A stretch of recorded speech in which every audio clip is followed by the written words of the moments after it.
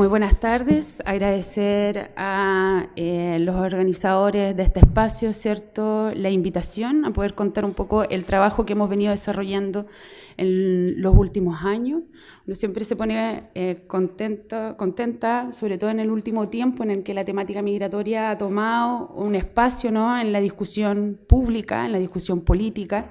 Y eso sin duda es fundamental porque empieza a aparecer como la posibilidad de un reconocimiento a una diversidad cada vez más compleja en la región.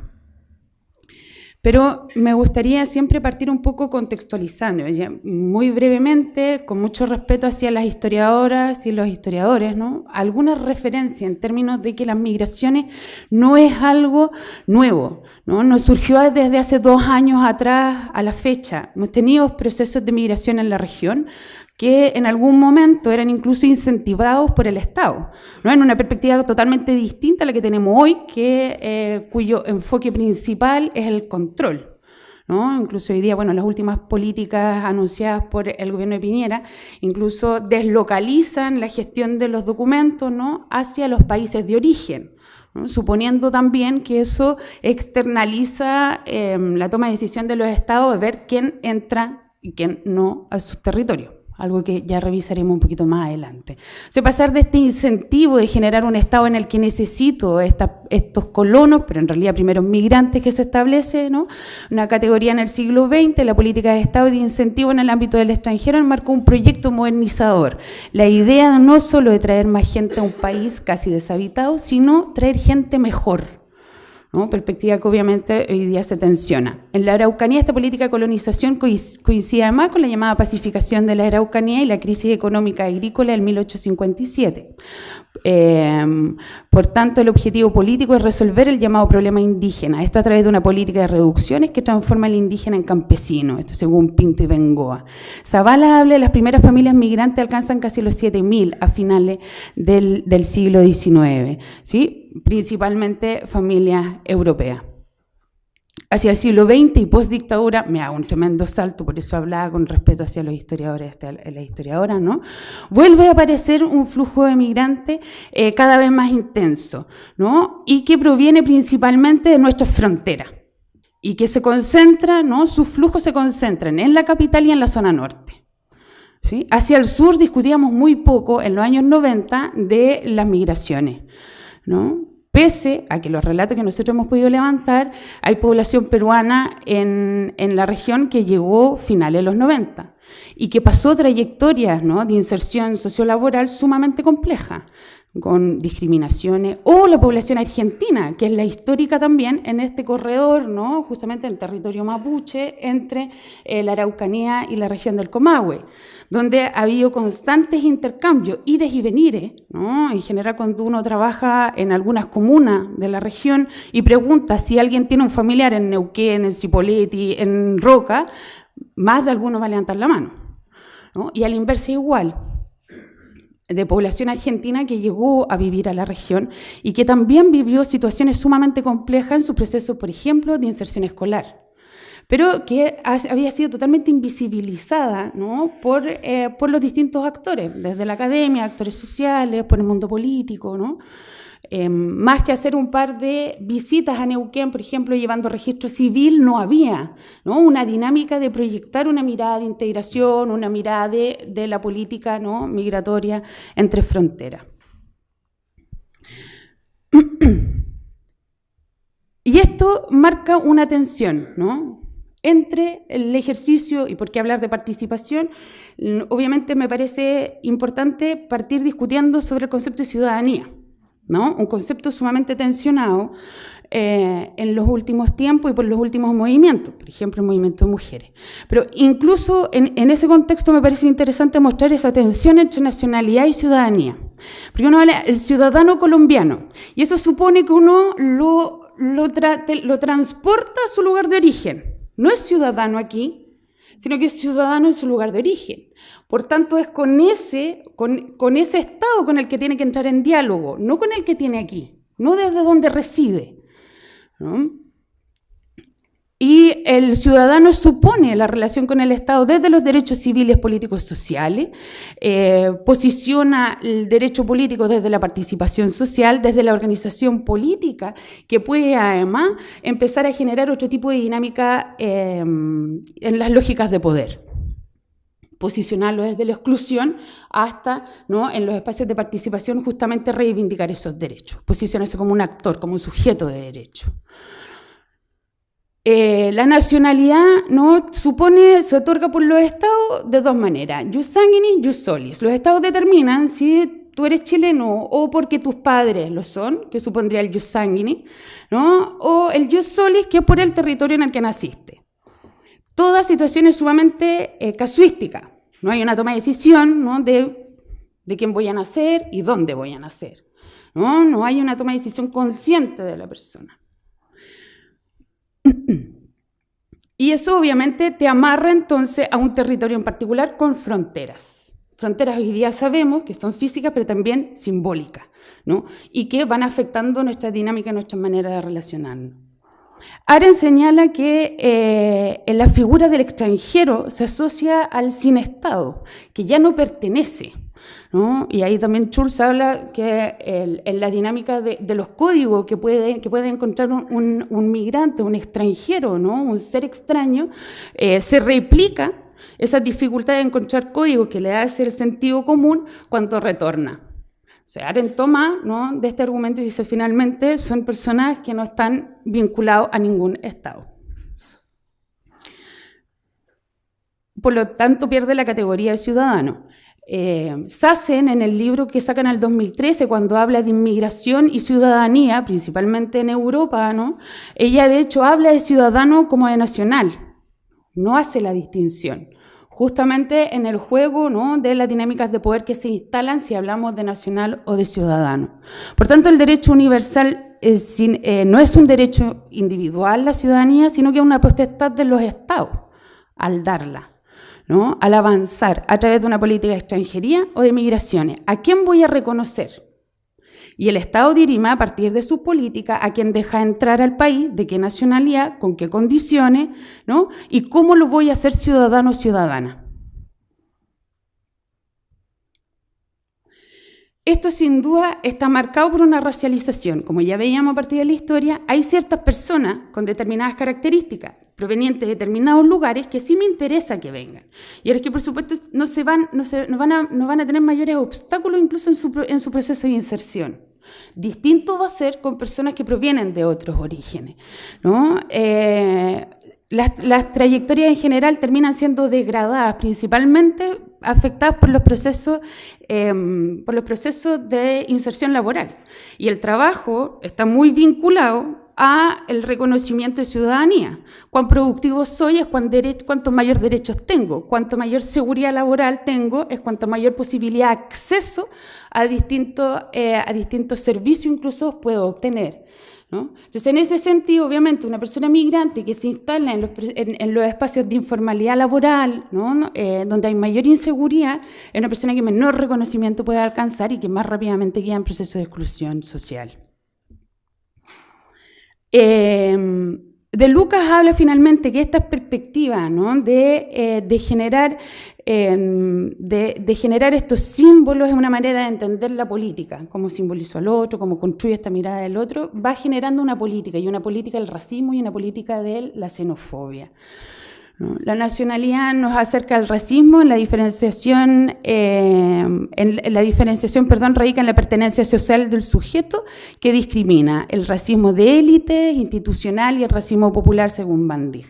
Y aquí tenemos, obviamente, de hecho fue una de las discusiones que nosotros mantuvimos con las organizaciones, ¿no?, en los espacios, era cuánto esta política era una señal no solo de las dificultades que podía tener las personas en ser reconocido, ¿no?, como un residente, como un ciudadano, sino que además podía empezar podía podía avalar prácticas discriminatorias en los entornos vecinales, en los barrios, en el discurso, en los espacios públicos, ¿no? Sino que realmente, oye, si en nuestra casa tenemos que controlarlo, ¿no? Tenemos que ordenarlo. O sea, esto no puede ser que entre cualquiera, ¿cómo? Si en tu casa tú no lo dejas. Entonces también viendo de nuevo el país como un espacio particular, privado de unos pocos, no un espacio público de construcción colectiva, de construcción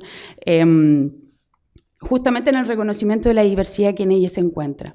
La noción de extranjero por sobre la del migrante se asocia a una gradiente jerárquica que va del blanco occidental al indígena americano con una población que organiza la clasificación del otro. O sea, es decir, justamente además entra en juego otros conceptos clave que al extranjero nos parece, y le decimos extranjero a determinadas personas con determinados rasgos, inmigrantes a otros, ¿no? Que obviamente son más negros, que tienen que ver con una perspectiva indígena, que hoy día además son descendientes afroamericanos, ¿no? Y ellos obviamente eso va a significar que cada uno de ellos tenga un estatus social y un alcance ciudadano distinto, ¿sí? Van a tener una posibilidad de inserción, ¿no? Totalmente distinta. Degradar, y retomamos el concepto de Teilhard al inicio, ¿no? Que se va a degradar. Y eso no solo tiene un impacto en la posibilidad de ingreso, en el reconocimiento del ser ciudadano, sino que también en términos personales, en la autoestima, en la posibilidad de desarrollo familiar. La participación tiene que ver con la pertenencia, ¿no? El ser ciudadano también me posiciona y me ubica en un territorio y me hace ser parte de él, me siento parte de una comunidad, de un grupo, ¿no? Entonces, desarrollar tiene que ver con la capacidad de desarrollar capacidades individuales, la autodeterminación, pero también colectivas en la relación de grupos marginales para influir en la sociedad, no solo como interlocutor del ámbito político, sino que también social, ¿no? En las comunidades, en los barrios, poder conversar, poder dialogar con las distintas organizaciones, con las distintas entidades que ahí se encuentran. La organización implica pensar y accionar la transformación, la participación como un espacio en el que se pueda constituir un sentido común compartido, ¿no? Schulz habla a partir de este sentido común, como la trama de significados compartidos, un conjunto de saberes prácticos. Entonces, la participación en espacios donde nos encontramos personas migrantes, personas no migrantes, justamente lo que hace es que podamos resignificar nuestros códigos culturales, ¿no? Son espacios fundamentales de reconocimiento de uno y de otro y que implican la posibilidad de pensar un espacio en el que generemos códigos justamente comunes, prácticas comunes, y que visualicemos que tengamos una visión de qué sociedad queremos y que podamos ir accionando esos espacios hacia la transformación. La autonomía, la toma de decisiones, el protagonismo, la incidencia política son elementos centrales. Ahí, en relación entre los, era algo que seguramente se me ocurrió que quería compartir, pero que yo trunco.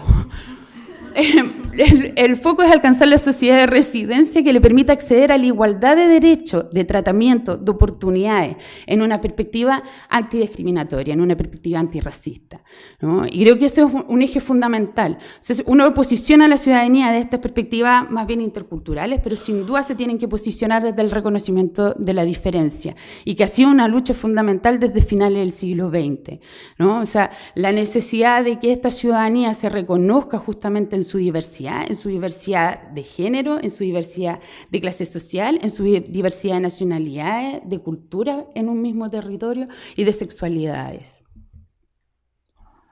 Y las mujeres migrantes, y aquí es donde yo supongo que le doy un pase a Marimana, así, que fueron las primeras, ¿no? La primera organización de mujeres migrantes que hubo en la región de la Araucanía fue en el año 2003, y que era una organización de mujeres que provenían de distintos países, principalmente profesionales, que no lograban insertarse en el ámbito laboral. En ese tiempo ustedes comprenderán que no hablábamos de migración, excepto 3 o 4 personas, que éramos las locas, ¿no? El tema de las migraciones no es tema acá, en el sur quién va a venir, los niveles de pobreza que tenemos, ya la conflictividad interétnica que tenemos acá, ¿no? O sea, no, Marisol, acá jamás vas a tener flujos migratorios de la envergadura de las que estás visualizando en el norte o en la zona central. Esa organización no fructífera, pese a que logra por lo menos posicionar algún nivel de red de apoyo, Y ya entrando en el 2012, si no me equivoco, ya hay organizaciones que se agrupan de manera informal. Son un espacio fundamental para esta construcción de la identidad, para generar estas interacciones, para la discusión sobre, bueno, cuál es el rol que quieren tener aquí, y se empiezan a organizar. Aparece con fuerza Colectivos Colombianos por Siempre, ¿no? Que formaliza, que empieza a ser interlocutor con el Estado, que se sienta en la primera mesa regional de migraciones en la región de la Araucanía, que empieza a sentir el reconocimiento del otro, es decir, que empieza a ver que lo están y la están escuchando, ¿no? Empezamos a dialogar entre las organizaciones, se levanta Peruyacta, ¿no? a meses, ¿no? Un colectivo de peruanos que tenían también historia en el territorio. Se levanta al alero del CERNAM en ese momento una organización de redes de mujeres migrantes que hoy día todavía se encuentran activas, ¿no? y trabajando.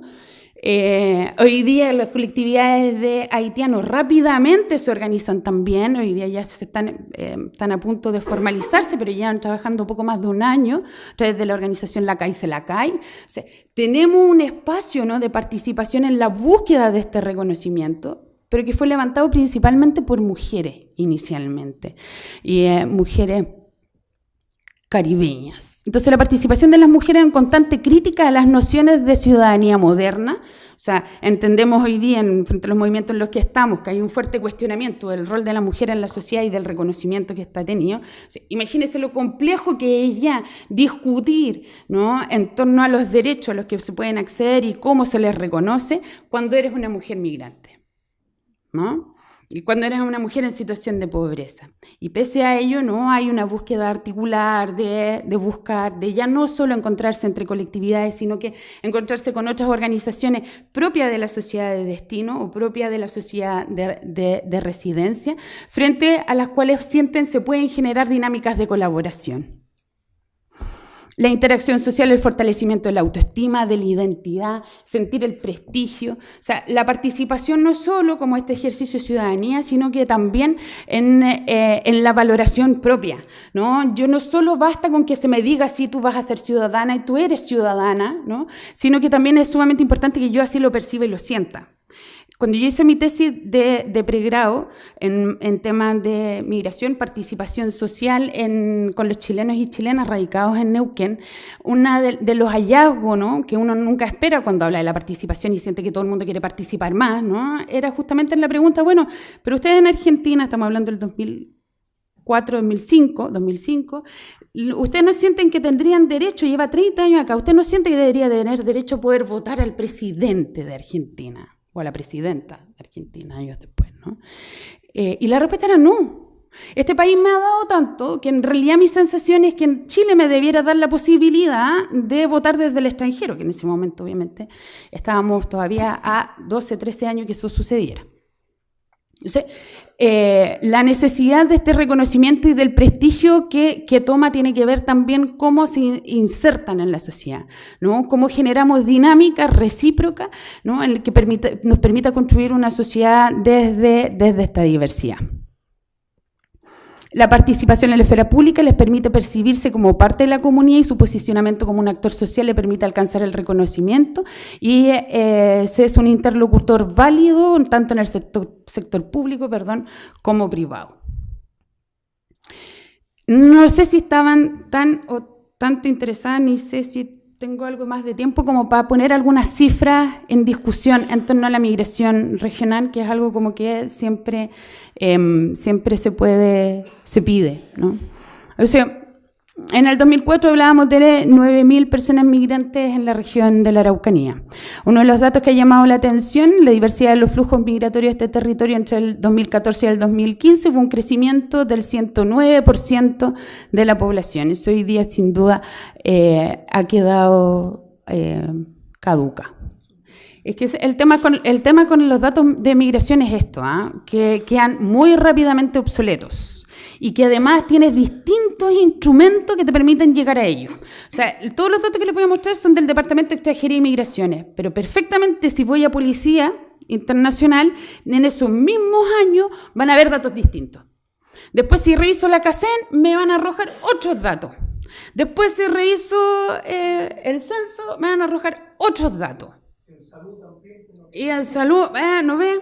Entonces, la verdad es que nos falta un instrumento que unifique, o en realidad que asumamos que los datos ya se nos quedaron cortos y que necesitamos en realidad una política adecuada y que considere el dinamismo de las migraciones actuales, ¿no?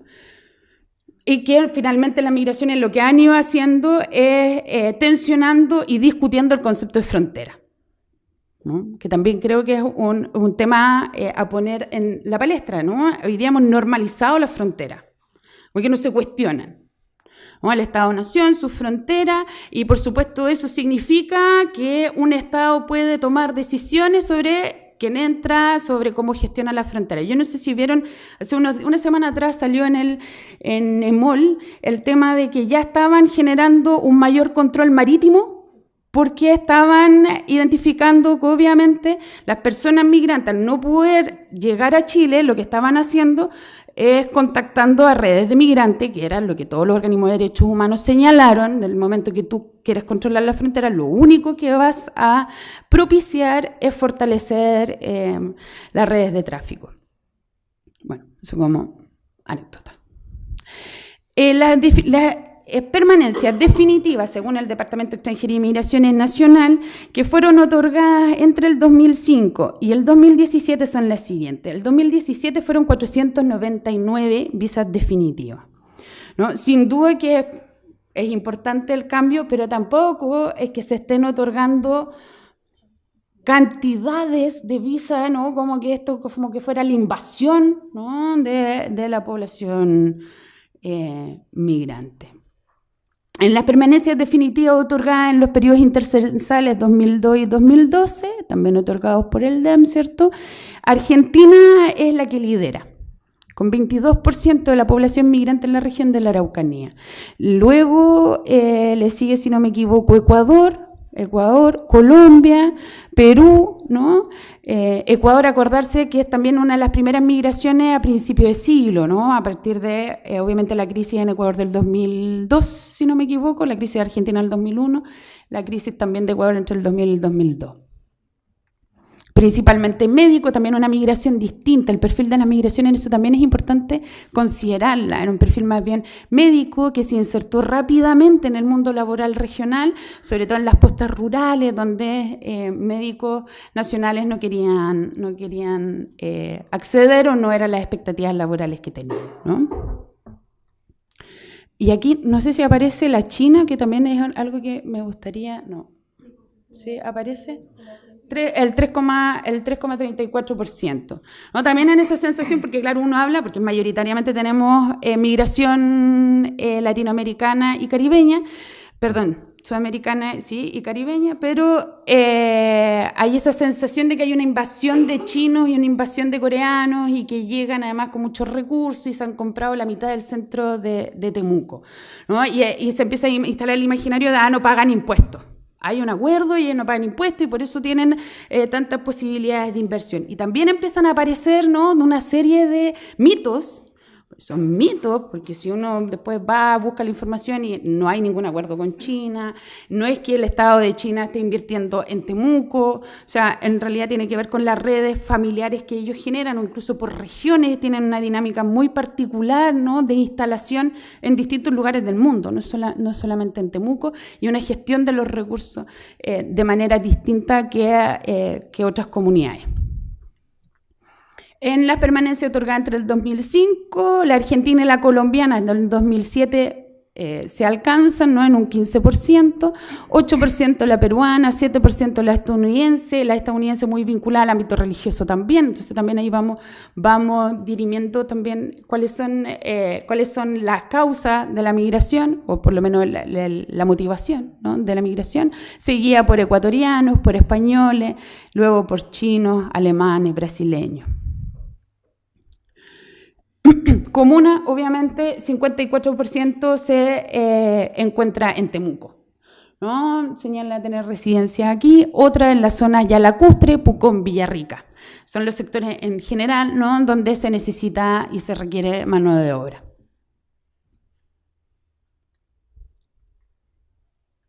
Ay, la última. Ahí sí. Solicitudes de visa por primera vez como turista, y aquí por primera vez aparece la población haitiana, ¿no? En todos los datos que revisamos anteriormente, por más que fuera el 2005 o el 2017, no aparecía la población haitiana, y aparece en el 2016-2017. Las solicitudes de visa por primera vez como turista, un 39% corresponde a la población haitiana.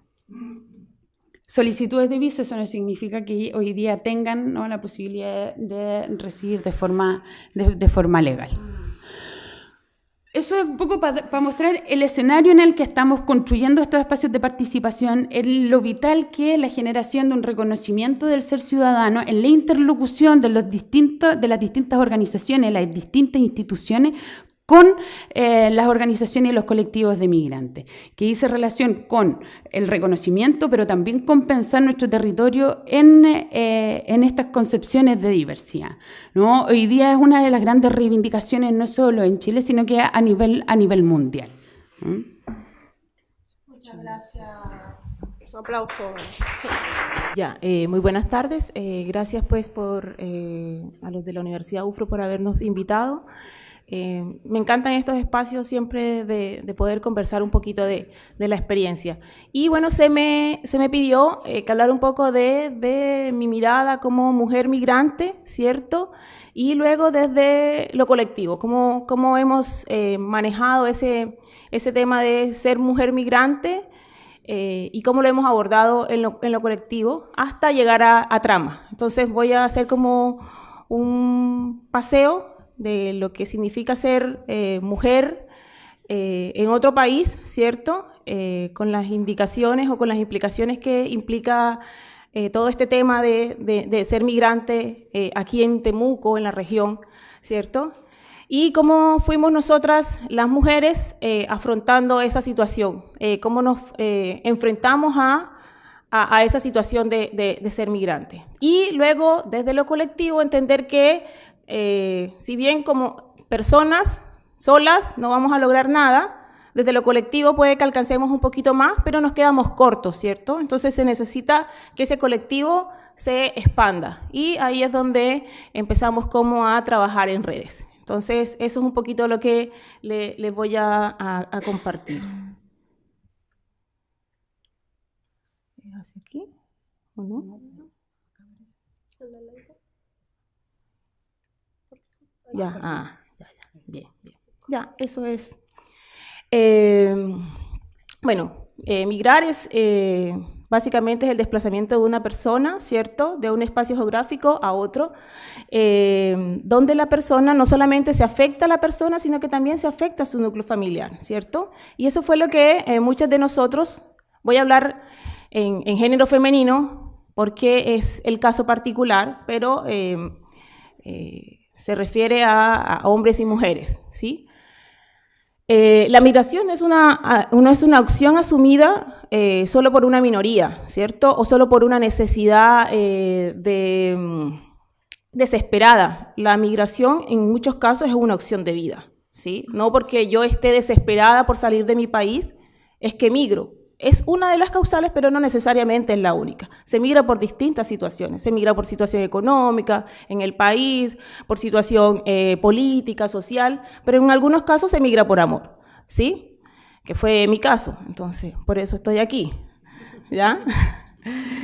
Y por cualquiera que sean los motivos por los que uno sale de su país, la migración es una situación difícil de enfrentar. Ya sea porque yo salí de mi país porque no tenía las condiciones políticas para estar, o porque no tenía las condiciones económicas para poder estar, o las condiciones sociales, o porque me enamoré de otro u otra, ¿cierto? Y decidí salir. Cualquiera de esas situaciones, el salir de tu zona, ¿cierto?, implica una dificultad.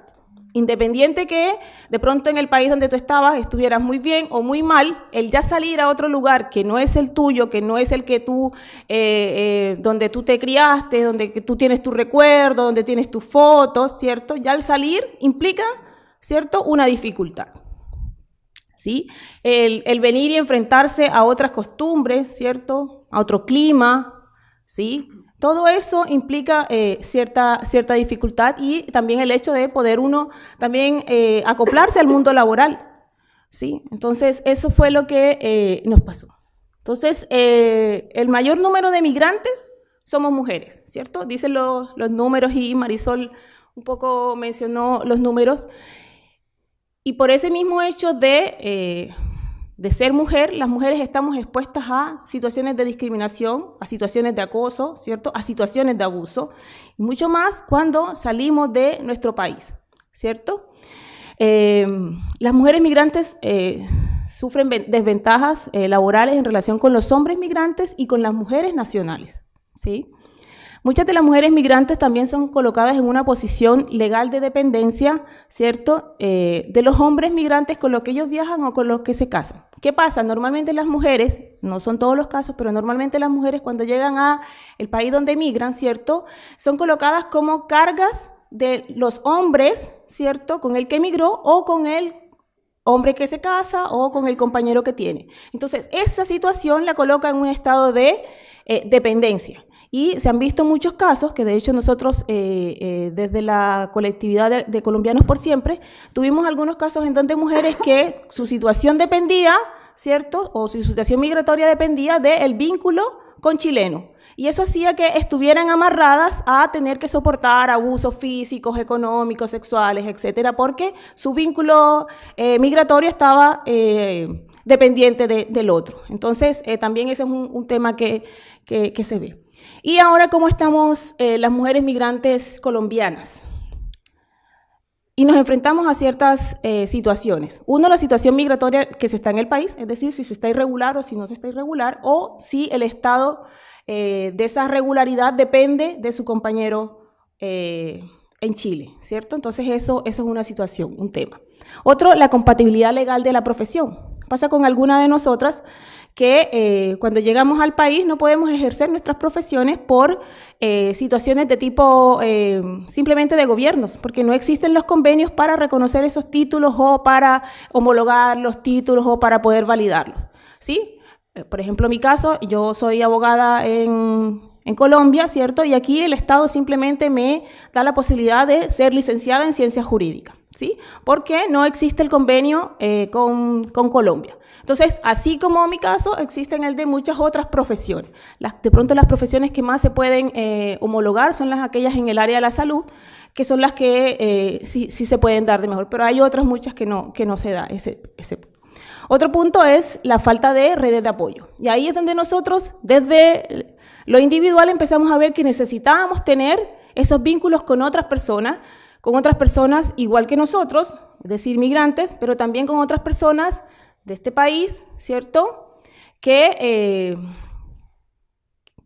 se identificaran con nosotros al final, que entendieran la situación y que no nos vieran como un riesgo, ¿sí?, o como una amenaza. Y el otro a lo que nos hemos enfrentado es a la xenofobia, ¿cierto?, a las bajas remuneraciones, a violencia familiar, lo que les decía, al hecho de tener que su visa, ¿cierto?, o su dependencia depender de su pareja. Y el otro punto son los estereotipos, ¿sí? Todos los migrantes de distintos países cargamos con un estereotipo, ¿cierto? Y ustedes deben saber cuál es el estereotipo al que tenemos las colombianas, ¿sí? Entonces, bajo ese estereotipo, muchas sufrimos diferentes tipos de abuso, ¿sí?, o discriminación teniendo en cuenta eso. Y estas situaciones que yo les acabo de decir fueron las que nos llevaron a nosotras, ¿cierto?, a encontrar algo en común entre nosotras, en que éramos mujeres, ¿cierto?, que nos había pasado alguna de esas cosas, ¿sí?, y que sufríamos por los estereotipos y que de manera individual no podíamos hacer nada, sino que teníamos que llegar a lo colectivo para poder fortalecer y para poder apoyarnos y crear esas famosas redes de apoyo.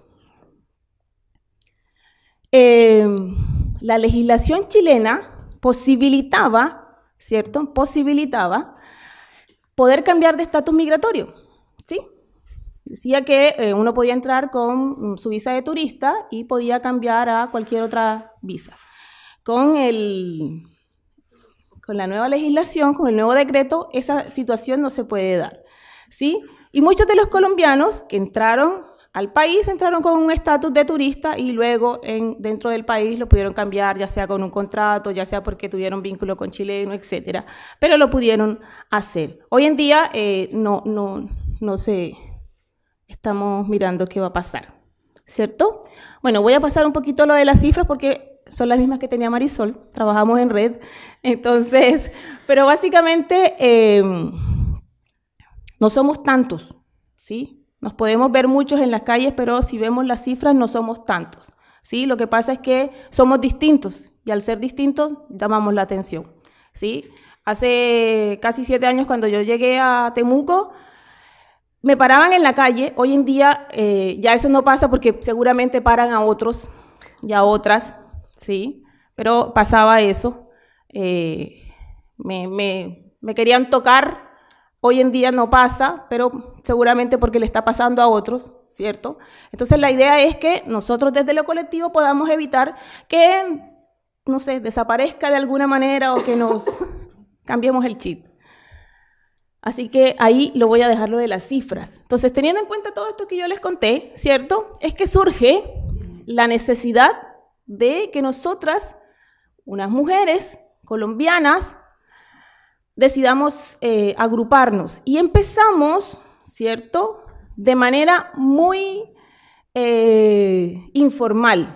En el 2015 obtuvimos nuestra personería jurídica y nos denominamos Agrupación Social y Cultural Colombianos por Siempre, así nos denominamos, porque independiente que tengamos muchos años de estar aquí, que nos quedemos, que tengamos hijos aquí, que no vayamos a volver nunca a Colombia a vivir, sino como turistas, seguiremos siendo para los chilenos los colombianos, ¿sí? O la colombiana, o el colombiano, o el haitiano, por mucho que vivamos y que estemos aquí y que votemos y todo lo demás, pero así somos. Entonces, por eso un poco el nombre. Pero nosotros empezamos de manera informal, como les decía, porque el punto de encuentro era esas cosas en común que muchas habíamos vivido, cosas buenas y cosas malas, pero ese punto en común fue lo que nos empezó a reunir. Y luego de esa informalidad, vimos que era necesario darle una formalidad a esto. Y es como, se puede decir que gracias a que Marisol nos impulsó un poco a que le buscáramos darle formalidad a la cosa, le dimos la personería jurídica y desde ese momento estamos trabajando desde la formalidad. Tenemos algunos objetivos, básicamente es promover la diversidad cultural y la integración social de los colombianos residentes en Chile, y desarrollar en general todo tipo de iniciativas que propicien el intercambio cultural, social, espiritual, pero básicamente es que nos respetemos los unos y los otros. Eso es el objetivo macro de nuestra agrupación, que desde la mirada de la visibilización de que estamos aquí, que estamos instalados, que no somos una amenaza, sino que somos un aporte, y cuando hablo del aporte no me refiero solamente al aporte en la economía, ¿cierto?, que somos mano de obra barata o qué sé yo, no, somos un aporte en la integralidad de lo que somos como personas, y que juntos, ¿cierto?, podemos tener un mejor país, una mejor vida, sí. Ese es como el objetivo macro. Empezamos a tener distintos trabajos, distintos momentos de visibilización, ¿cierto? Y es como en el 2015 empezamos a ser parte de una mesa intersectorial con algunas instituciones públicas y empezábamos como bien, éramos como escuchados, había como un trabajo en conjunto, estábamos ahí algunas organizaciones civiles, ¿sí? Pero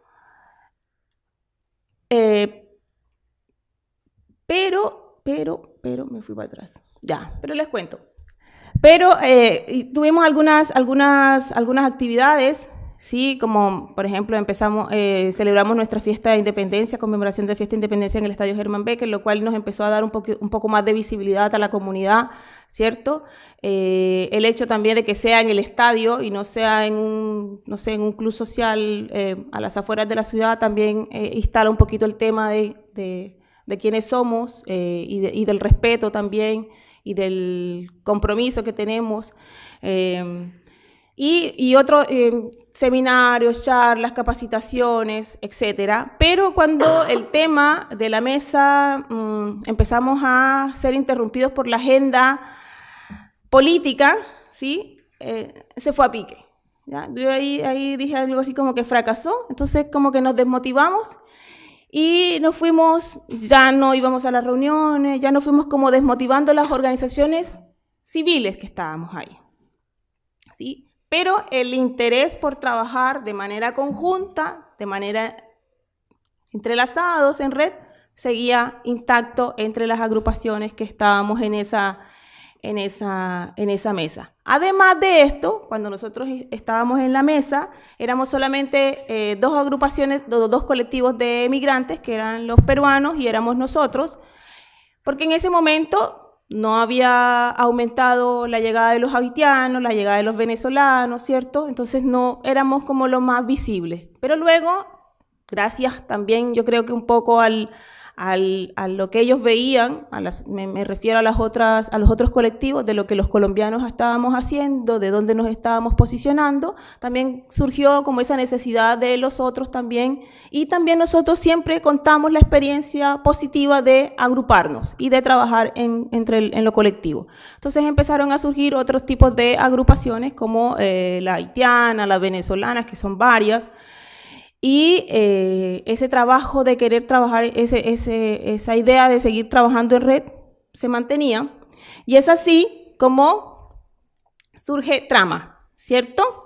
Entonces, teniendo en cuenta la experiencia de lo personal, lo colectivo y el trabajo en red, se hace necesario mantener ese trabajo, ¿cierto?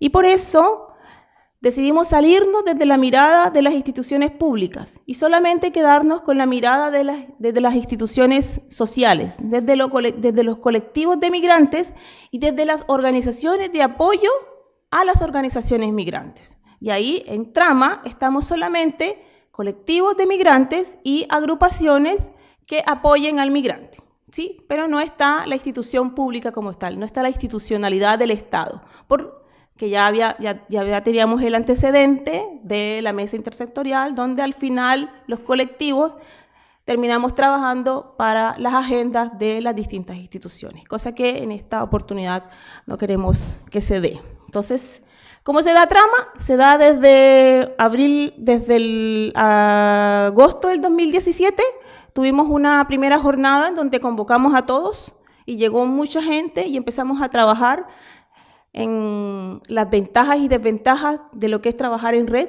¿sí? Y de ahí surgieron muchas ideas. Estuvimos como dormidos un buen tiempo y en abril del 2008 nos volvimos a convocar y retomamos la instalación de esa red y básicamente surgió por el decreto del presidente. Entonces vimos, bueno, cómo quedamos ahí los migrantes, ¿qué se nos viene? Entonces, en razón a eso, tuvimos nuestro segundo momento, nuestra segunda jornada, y de ahí, bueno, estuvieron en ese momento la Cruz Roja, la Fundación Madre Josefa, el Departamento de Trabajo Social de la Católica, la Fundación El Remanente, el Cefán Amanecer, el Hogar de Cristo, la CAI de los haitianos y el Instituto de Estudios Indígenas Interculturales, entre otros, ¿sí? Entonces fue una reunión bien fructífera, bien llena, diversa, ¿sí? Con muchas miradas, no solamente con la mirada de Colombianos por Siempre o de la Católica o de los peruanos, sino con distintas miradas, lo cual hace que la jornada sea bastante enriquecedora. Luego de esta segunda jornada surgió la idea de que queríamos que viniera un experto y nos viniera a explicar cuáles eran las implicaciones del decreto sacado por el presidente Piñera, ¿cierto? Y es así como nos contactamos con el Instituto Nacional de Derechos Humanos, quien nos mandó al abogado Alexis Aguirre desde Santiago, experto en el tema, quien nos abrió un poco los ojos y la mirada de lo importante y de lo relevante que era ese decreto y de las cosas que de pronto uno desde la ignorancia o desde solamente quedarme con las noticias no alcanzaba a ver. También estuvo Julio Contreras del IPS, quien nos contó cómo se estaba dando el proceso de regularización y los pros y los contras del proceso. Entonces quedamos mucho más motivados de que definitivamente necesitábamos trabajar en red y que lo podíamos hacer. Así que hubo una tercera jornada en la cual también Trama, el nombre surge de un trabajo colaborativo entre todos. No es que a alguien se le ocurrió, se nos ocurrió a todos al final. Fue eso, ¿cierto? No fue alguien que dijo llamémonos, porque Colombianos por Siempre, yo me acuerdo a quién se le ocurrió el nombre, ¿sí? Pero Trama al final fue por decisión de todos y trabajo de todos y todos votamos corrientes así como locos hasta que surgió. Los fines del trabajo de Trama, básicamente facilitar la comunicación con las personas migrantes de la región, sobre todo la sensibilización de la percepción chilena frente al migrante, es algo que nos interesa mucho, la sensibilización política y social, la creación de una base de datos de las organizaciones de base y que las personas migrantes sean personas más empoderadas de sus derechos. Y también ayudar a la oficialización de otros grupos y organizaciones para que tengan su personería jurídica. Estas jornadas han sido espacios de diálogo, reflexión e información entre las distintas organizaciones de migrantes y de apoyo al migrante, porque definitivamente el punto en común es la necesidad de trabajar en red, ¿sí? Y luego de esta última jornada trabajamos todos con las ideas y salió Trama, Tejido Migrante, ¿no? Eso somos nosotros y ese era un poco lo que queríamos compartir en esta tarde, es como esa mirada desde lo individual hasta, pasando por lo colectivo, hasta definitivamente no quedarnos en una agrupación de colombianos nada más, o de peruanos, o de haitianos, o de bolivianos, sino que necesitamos trabajar en red. Que el tema migrante no es un asunto de los colombianos, de los haitianos, sino es un asunto de todos, del interés del chileno también. Y por eso es que en Trama también están organizaciones de apoyo al migrante, organizaciones civiles que no son migrantes, son chilenos, ¿sí? Pero que están interiorizados con el tema, porque definitivamente la única manera de que el tema migratorio cambie, ¿cierto? La percepción que se tiene es trabajando de manera unida y no solamente una nacionalidad o el migrante como tal de manera individual, escúchenme, sino que un trabajo colaborativo y un trabajo en red se puede dar. Las líneas que nosotros tenemos en... ¿qué hice? No sé, se apagó. Ya. No, antes de las muchas gracias. No se había una. No se puede. Sí. No. Les iba... ¿Del computador? ¿La penúltima? Sí, la penúltima. La penúltima, por favor. Esa. Las líneas de trabajo son 3. Formación, que permita que las acciones que se definen en diversos ámbitos sean pertinentes y coherentes a la realidad migratoria regional. Sensibilización, trabajar para que la percepción que la sociedad tiene hacia los migrantes y cómo se confunde solidaridad con caridad, y que estamos en una sociedad extremadamente rígida y eso tenemos que cambiarlo. La visibilización y la respuesta en red, establecer estrategias de colaboración y coordinación que permitan una agenda de trabajo conjunta a través del levantamiento de información y de diálogo con diversas instancias de la comunidad regional y local. Esas son nuestras 3 líneas de trabajo y eso es con lo que vamos a trabajar en Trama. Todo esto enmarcado en la posibilidad de ser un referente, nosotros como Trama, en el tema migratorio en la región, pero a la vez nosotros poder ser un interlocutor entre los migrantes y las instituciones. Pero lo más importante es que todo esto tiene que estar con un enfoque de derechos humanos, no más mirar al migrante como un objeto, sino como sujeto de derechos. Así que eso, muchas gracias.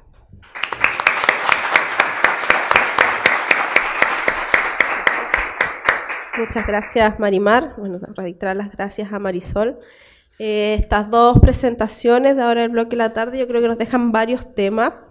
Lo primero, y que observándolo ya ahora tras el día de jornada, yo creo que sin querer y en realidad sin haberlo pensado cuando elaboramos el programa, todas las presentaciones tendieron hacia la feminización del tema migratorio. Yo creo que no es casualidad. Yo creo que también va muy en línea con lo que está pasando en nuestro país, con la visibilización de las demandas de las mujeres, de la equidad de género. Entonces yo creo que también por algo ocurrió esto, porque por algo hubo una sintonía en todas las miradas y en todas las propuestas que se presentaron. Quiero rescatar 2 frases que me hicieron mucho sentido de Marimar. La primera, cuando ella dice, no somos tantos, somos distintos.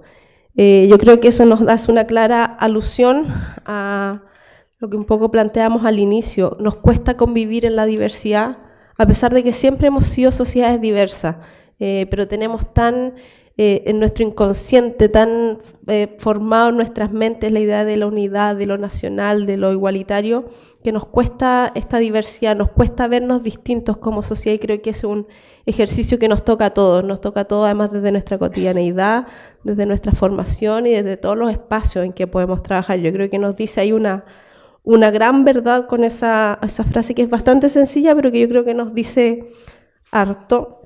Y la otra que también me llamó mucho la atención es cuando, a raíz del ejercicio que ellos hicieron para su colectivo Colombianos por Siempre, cuando dice, siempre vamos a ser colombianos en Chile. O sea, para nosotros siempre van a ser los colombianos, siempre van a ser los haitianos. O sea, también nos llama a mirar un poco cómo tenemos esta relación con este precisamente diverso, con este otro, bueno, como le llamamos desde la antropología, siempre estableciendo la frontera, siempre estableciendo el que no eres como yo, el que... es establecer una diferencia pero distinto, porque tampoco es establecer esta diferencia como de vivir la diversidad, sino que es establecer fronteras. Y yo creo que, volviendo un poco al ejercicio anterior, también nos llama a mirarnos internamente en nuestra cotidianeidad, en nuestro trabajo, en cómo finalmente estamos concibiendo las relaciones interculturales, en cómo estamos concibiendo el que nos constituimos como sociedad, y en este caso como territorio. Temas importantes también planteados ahora en la tarde y que bueno, vamos a dar ahora el pase a ustedes para que esto sea más dialogado con nuestras invitadas. La importancia de la participación, sin duda, en la mañana un poco nos salía el tema. Desde la academia muchas veces hablamos, investigamos, escribimos y hacemos, pero ¿dónde están los migrantes? O sea, todos escribimos y hablamos sobre los migrantes, pero ¿qué tanto estamos con ellos? ¿Qué tanto nos comunicamos? Lo planteaba, si no me equivoco, Camila en la mañana o Macarena, que teníamos que trabajar con los migrantes, hablar con ellos, conocerlos, saber más que estar siempre teorizando y hablando. Y también la importancia de la participación, de saber qué es lo que ellos quieren efectivamente y quizás plantearlo ya como interrogantes, quizás para Marimar. ¿Qué esperan quizás ellos de las universidades, por ejemplo, que es el caso nuestro? ¿Qué estarían esperando ellos que nosotros como universidad asumiésemos como rol? ¿Qué están esperando, por ejemplo, desde las instituciones públicas? Usted ya contabas que habían tenido una relación un poco fallida. Entonces, quizás ahora, ¿cómo pueden imaginarse una nueva relación con las instituciones públicas, con el Estado? También lo dejo como abierto para si alguien quiere presentar reflexiones en esa línea. Y también lo importante de los relatos personales en este tema de la migración. Marimar hizo un muy buen como resumen, por así decirlo, del ser mujer migrante a partir de experiencias de ellos.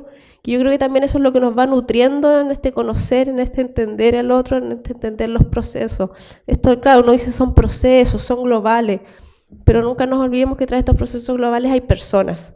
Personas que toman decisiones, como bien nos decía Marimar, personas que dejan una forma de vida, que dejan su zona de confort, que emprenden, que asumen situaciones que a lo mejor no les son cómodas, como bien decía esto, no sé, asumir una pareja que a lo mejor me violenta, pero voy a obtener la visa. Entonces también entender que hay decisiones y que hay relatos personales, que hay trayectorias personales que están conformando este proceso migratorio. Yo creo que también es sumamente necesario de visibilizar, sobre todo para quienes quizás estamos más desde este lado académico.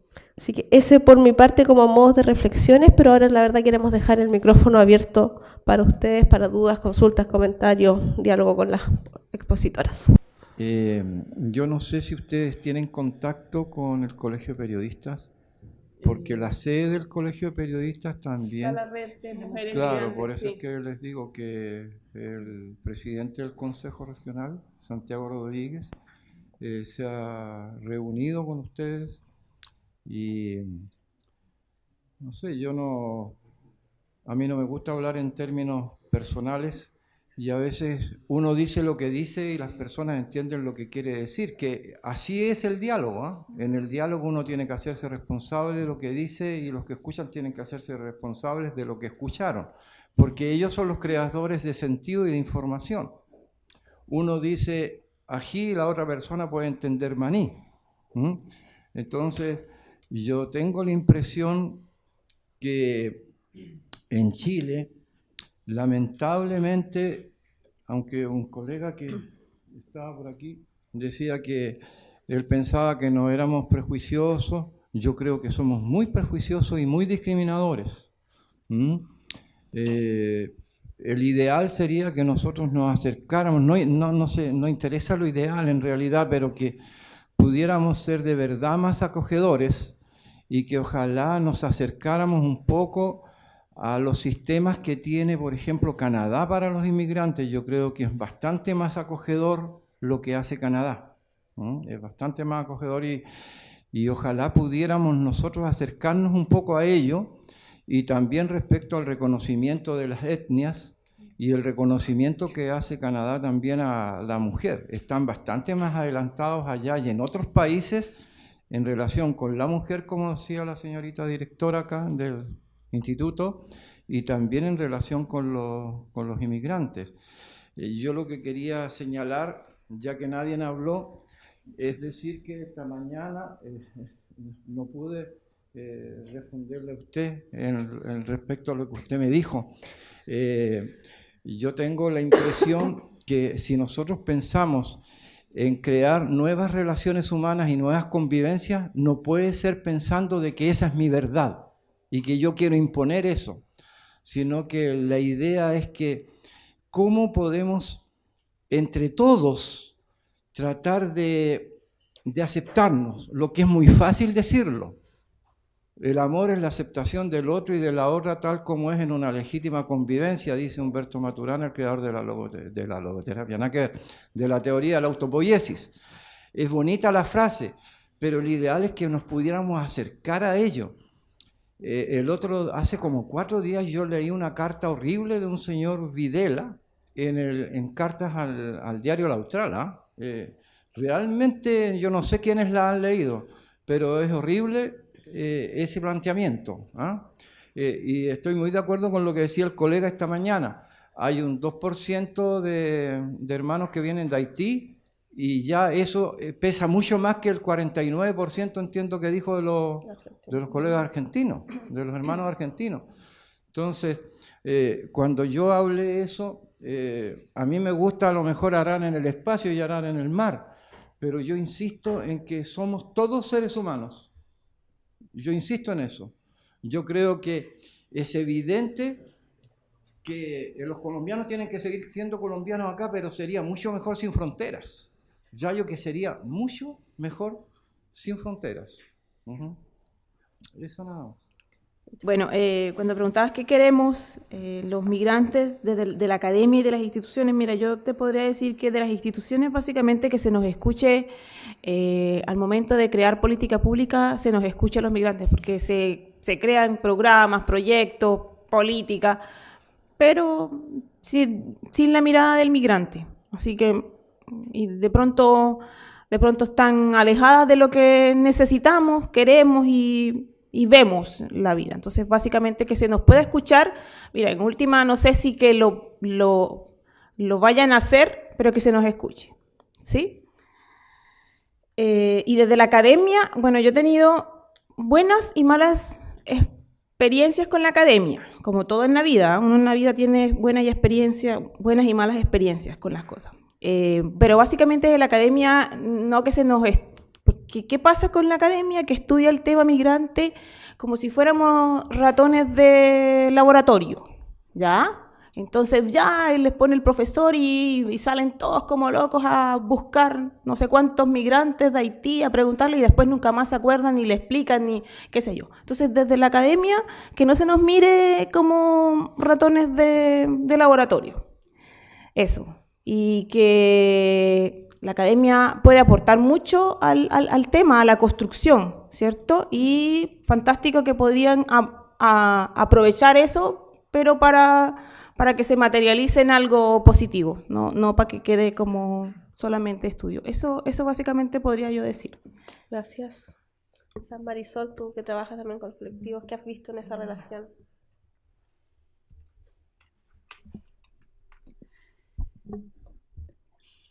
Es un ejercicio complejo la vinculación desde la academia con organizaciones y colectivos de la sociedad civil, porque en general los ritmos de la academia y la exigencia de la academia, ¿no?, están enmarcados en otras tareas, en otras labores.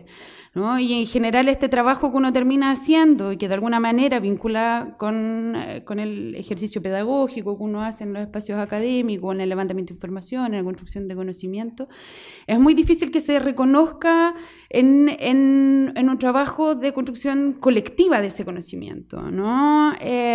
Yo además trabajo bastante la metodología de investigación y acción participativa, pero está muy poco validado hoy día desde el mundo de la academia ese tipo de metodología que implican también lapsos de tiempo, que significa energías puestas en otros momentos, en otros espacios que no tienen que ver con las dinámicas propias de hoy día como está concebida en las universidades.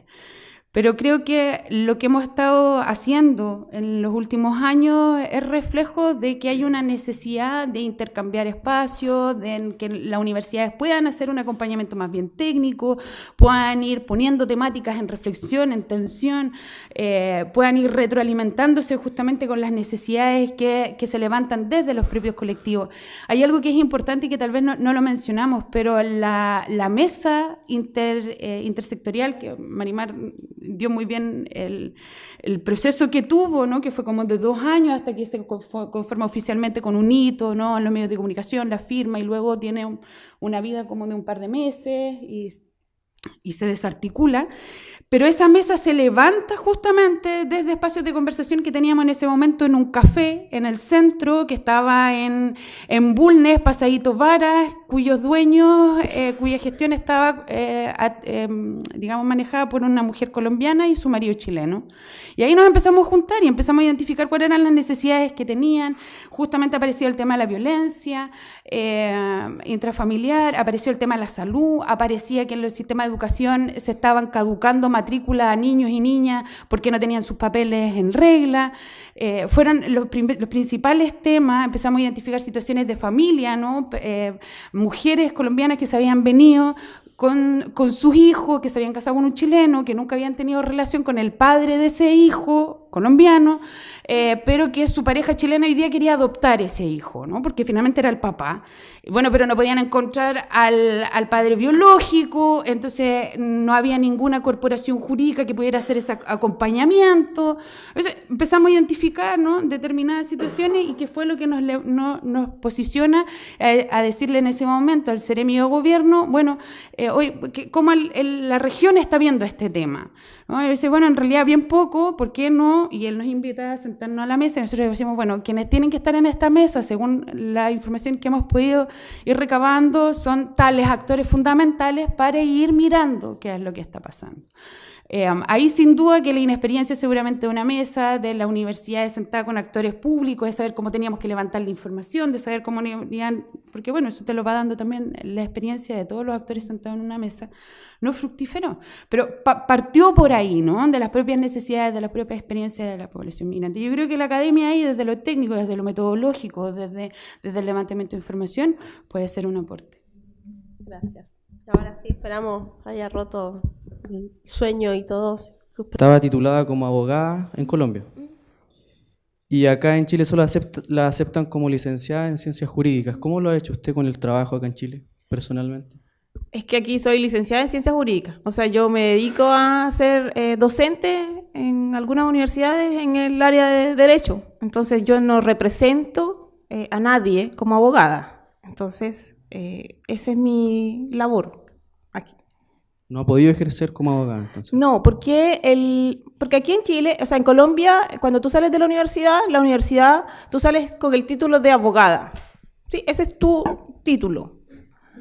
Y el Consejo Superior de la Judicatura en Colombia te otorga un permiso para que tú puedas ejercer como abogada. ¿Sí? Que es una tarjeta profesional.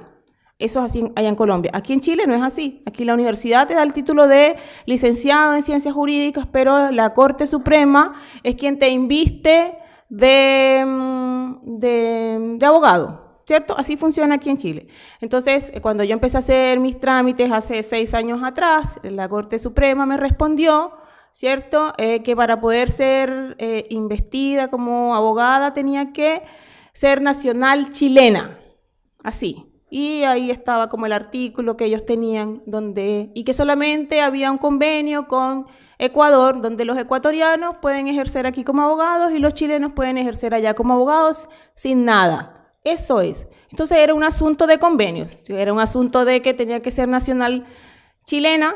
Entonces, hace 6 años atrás no tenía la posibilidad ni siquiera de solicitar la nacionalidad. O sea que eso de plano no estuvo en mi idea. Y después ya fue como una idea de por qué tengo que ser nacional de este país, no porque no me guste o porque hable peste, sino por qué tengo que ser nacional si ya yo estudié en mi país y por qué tiene que ser de esa manera. Entonces fue como una manera de rebelarme contra el sistema y aquí estoy.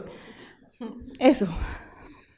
Gracias. Y la segunda pregunta, para cualquiera de las dos que pueda responder, para enfocar todo lo que ustedes mencionaron al ámbito regional, ¿cómo es la relación que tienen los migrantes con las comunidades mapuches acá en la región? O no sé si comunidades, pero para enfocarlo más que nada con la gente mapuche, ¿cómo es la relación que tienen los migrantes con ellos? Y si existe una disposición por parte de ambos de intercambiar riqueza cultural.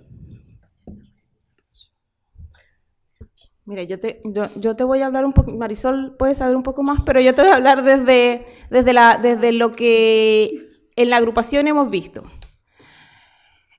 Muchas de las mujeres de las que están hoy en Chile o en la agrupación de Colombianos por Siempre están casadas con parejas mapuche. Entonces, y tienen hijos, ¿cierto?, que son colombianos, porque su mamá es colombiana, que son chilenos porque nacieron en Chile y que son mapuche. Entonces, ¿y cómo se ve eso en esa familia? Una familia intercultural, porque esa niña o ese niño tiene que saber compaginar esas 3 cosas, ¿cierto? Entonces, ese niño viene con toda una riqueza, porque no es solamente colombiano nada más, o chileno nada más, o mapuche nada más, sino tiene toda esa riqueza, que en los casos que yo he visto, no ha sido como, usted es colombiano y nada más, si usted aquí en esta casa se habla, o usted es mapuche nada más. No, se tiene que aprender a vivir, y eso es lo que nosotros deberíamos poner en práctica. Pero yo te hablo de casos particulares, no te puedo hablar de la generalidad de todos, te hablo de casos particulares que he conocido.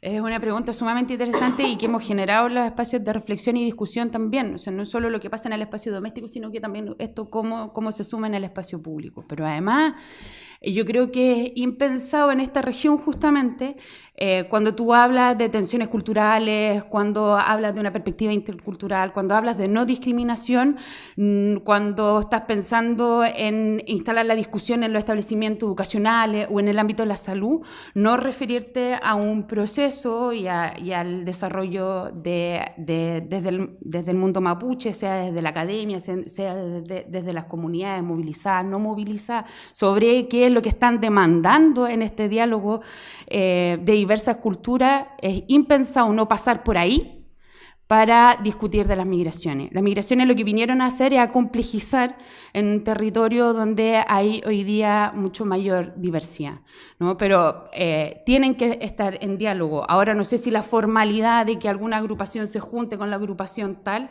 en algunos momentos sin duda eso se va a ir dando, yo me imagino, sin mayor complejidad, pero pasar por lo menos por las experiencias que se han tenido en la región, ¿no? Por la historia, es lo mínimo. Yo soy Paulo Villablanca y soy trabajador social. Y tengo una pregunta, una inquietud que me surgió. Es para las dos, pero especialmente para Marimar. En el cotidiano en general del ejercicio profesional y en esta intimidad, una relación una relación de ayuda, me he topado y no hemos topado en equipo con esta dimensión espiritual, esta profundidad de estas creencias, estas convicciones que le dan de alguna manera sentido y significación a lo que hace a lo que hace un ser humano, ya tanto desde las personas que han migrado desde el campo hace años, en estas generaciones atrás, las que migraron del campo a la ciudad, mapuche, que guardan esas convicciones muy profundas y que escogen cierta religiosidad para ponerla en práctica, como gente extranjera, gente, no sé, por migrante peruano, por ejemplo, que son súper famosos por su fiesta y su religiosidad. Entonces, mi pregunta es, ustedes lo colocaron en Colombianos por Siempre como parte de su objetivo. Estaban allí. ¿Y cómo acompaña esta dimensión? ¿Cómo acompaña lo espiritual a un migrante? ¿Cómo han acompañado esta espiritualidad colombiana a esta migración acá en esta región? Bien, sí, estaba en nuestros objetivos. ¿Y por qué es importante también? Porque me voy a ir un poquito. A ver, la espiritualidad es importante porque en muchas ocasiones cuando el migrante está... Colombia es un país extremadamente religioso, ¿cierto? Y muchos de los migrantes cuando inicialmente llegaron a Chile o a Temuco, ¿cierto? El único contacto que tuvieron para no sentirse solos es desde la espiritualidad, ¿cierto? Ya sea buscando una iglesia o simplemente desde lo espiritual. El punto en común era esa parte espiritual. Entonces, por eso es parte de los objetivos, mantener como ese arraigo, ¿sí? Porque es una manera de seguir también en ese, no perder esa parte de ti, ¿sí? Y además, desde lo religioso, desde lo espiritual, sí, hemos tratado de mantener esas redes de contacto entre nosotros mismos, ¿sí? Si nos vamos, por ejemplo, también a la fiesta, por ejemplo, lo hemos tratado de mantener en la Navidad, ¿sí? Las Navidades en Colombia son distintas de las Navidades en Chile, pero no de la fiesta en sí, sino desde lo espiritual. La mirada es muy distinta de cómo se ve en Chile. Entonces nosotros, en Colombianos por Siempre, hemos tratado de mantener esa misma costumbre, ¿cierto?, en torno a la Navidad, o en torno a las fiestas de diciembre en Temuco.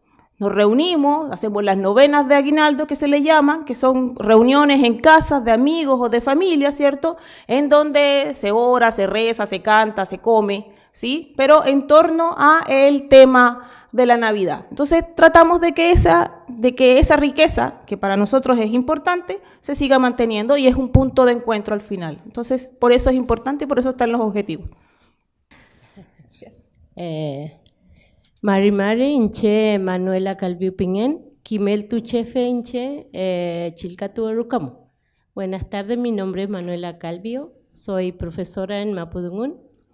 Y me acerqué acá porque me interesó mucho el tema de la emigración. Hablaba alguien por ahí que decía la gente que emigran del campo a la ciudad. En los primeros años, actualmente me siento como una inmigrante. Entonces, por eso me interesó estar acá. Porque siendo mapuche, nací y me crié en el campo. Hasta como los 25 años, por mi primera hija mayor, para darle la educación que yo no tuve en el campo, me tuve que venir a la ciudad. Pero para mí fue muy difícil y entonces, viendo en mi WhatsApp el tema yo meditaba y pensaba, decía, los inmigrantes deben ser lo que yo sentí. Porque llegando acá en una ciudad, igual hay mucho mapuche, como muchos inmigrantes. Pero como decían ustedes que a veces no nos hablamos, no nos juntamos con aquella persona que viene llegando recién. Nadie se ofrece voluntariamente a decir, oye, yo también vengo del campo y soy mapuche. Todo lo contrario, es muy difícil. Y le doy gracias a Dios y a Ngeshen, como decimos los mapuches, me dio la oportunidad de, después de vagar mucho tiempo en la ciudad, sacrificarme para darle la educación a mis hijas. Creo que cada uno de nosotros tenemos un don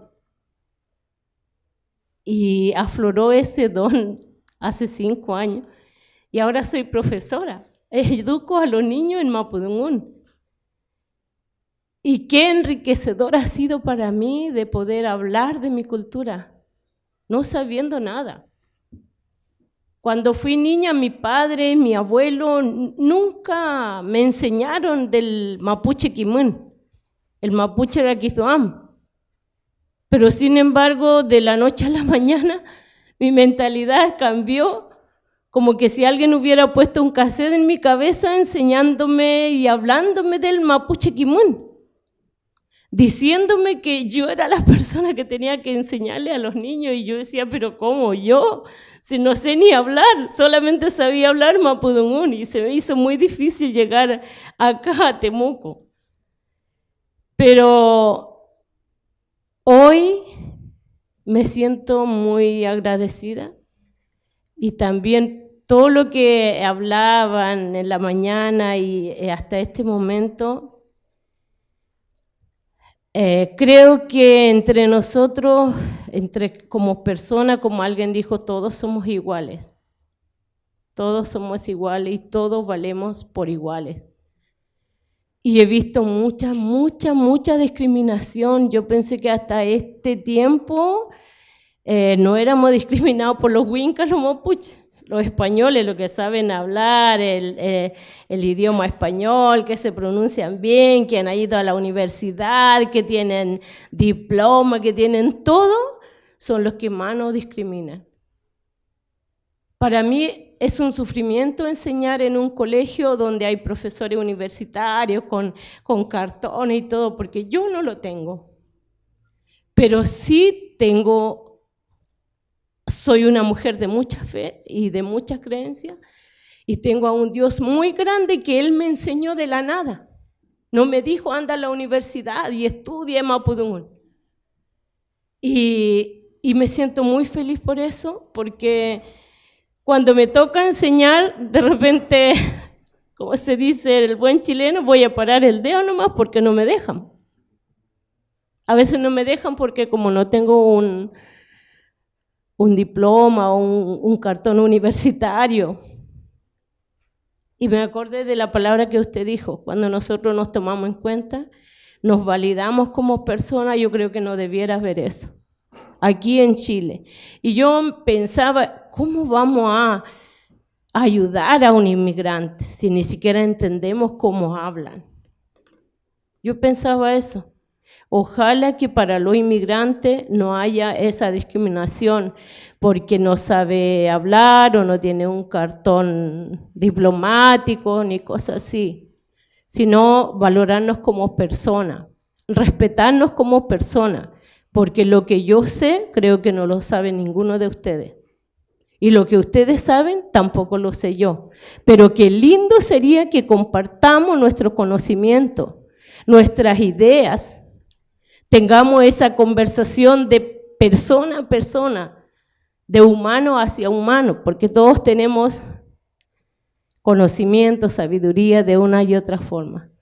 Y me alegro porque acá creo que hay jóvenes, hay señoritas que recién están comenzando, quizá para llegar al campo con su conocimiento.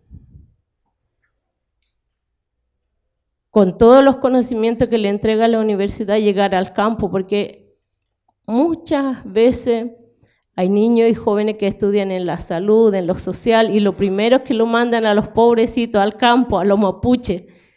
Pero a veces no tienen ni idea saludar a un mapuche, decir mari mari papá y chumleimi. Y a veces esa es mi preocupación. Un asistente social, chemzo a mimi, ¿qué necesita? Yo vengo a ayudarte.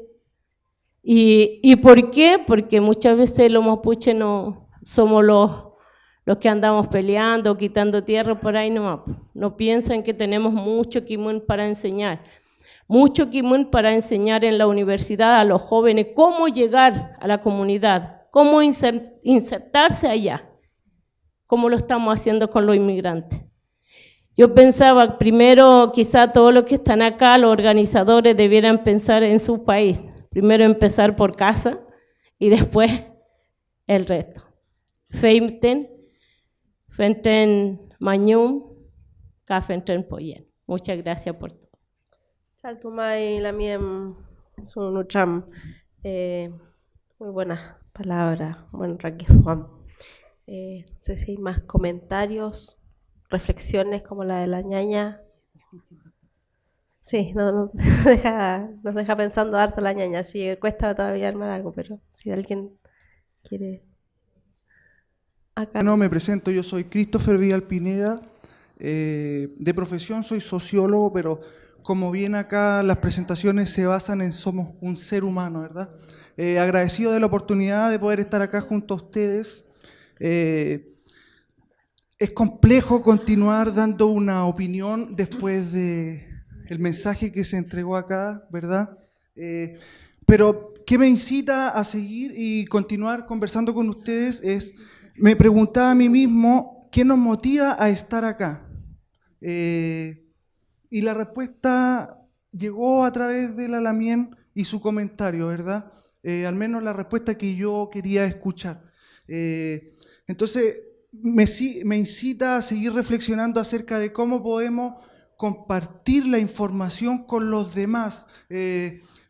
Honestamente no me tomé el tiempo de ver o tratar de ver cada una de las personas que estamos acá en este espacio a través de la fisionomía, ¿verdad?, de cada uno de nosotros, para tratar de ver si esta información está llegando a todos y cada uno de los miembros o interlocutores o los miembros de la sociedad, ¿verdad?, y en esta relación interétnica o intercultural. Quizás haber visto un poco más de población migrante, pero ahí está la pregunta que nos hacemos: ¿cómo podemos llegar a sociabilizar las distintas informaciones y el conocimiento en ocasiones científico y por otro lado de la cosmovisión de los pueblos originarios, el mapuche quimun, y así como también existen una infinidad de saberes y conocimientos ancestrales? ¿Cómo podemos de algún modo unificar y validar, reconocer y respetar cada una de las formas que tenemos como, en este preciso instante, yo creo que como individuos, pero ¿cómo lo cambiamos para dejar de ser individuos? O sea, en realidad invito como a reflexionar y invito sobre todo a mí mismo y después a cada uno de ustedes, ¿verdad? Pero cómo continuar en esta reflexión y cómo podemos interconectarnos a través de los diálogos de personas, entre personas, y también utilizar de buena manera las redes y el acceso a la información actual. Eso. Agradecido de la oportunidad de poder conversar con cada uno de ustedes. Entonces, parece que no hay más. Bueno, agradecer a todos, Mañún, gracias a ustedes, a la expositora, Marimar, Marisol, también extensivo a quienes nos acompañaron en la mañana, Camila, Macarena. Bueno, Álvaro tuvo que retirarse, me escribió porque tenía que viajar. Sin duda, como instituto, como universidad, como espacio, creemos que es importante poner estos temas en la mesa, es importante conversar, conocernos, reflexionar y, como bien decían aquí, empezar a hacer redes, trabajar juntos. O muchas veces se mira esto como a veces como competencias: quién tiene acceso a los migrantes, quién es más amigo, qué universidad llegó primero. Aquí por suerte tenemos un trabajo mancomunado, al menos entre las dos, no podemos decir si las universidades, pero al menos aquí ya hay algo de sororidad y de apoyo en este trabajo. Así que también el llamado es a unirnos. Tenemos las puertas abiertas en el instituto, también ideas, acciones, como bien decía la papá, y si quizás también piensa que tenemos que partir trabajando por casa, tenemos que seguir, yo creo que más que partir. No quiero sonar arrogante ni nada, pero al menos nosotros llevamos ya hartos añitos, pero sin duda siempre hay que seguir trabajando más en casa que mirando para afuera, y vamos a seguir en la tarea, ñaña, no se preocupe, vamos a ir a hacer multitask, como se dice hoy en día, vamos a dividirnos un poquito, pero sin duda, porque finalmente lo que tenemos acá de trasfondo es entendernos en la diversidad y en la interculturalidad real, en la interculturalidad, que apela a romper con las asimetrías en la relación, que apela a terminar con las discriminaciones, que apela a terminar con los prejuicios y con todas estas malas relaciones, mal vivir que muchas veces tenemos en nuestra cotidianidad.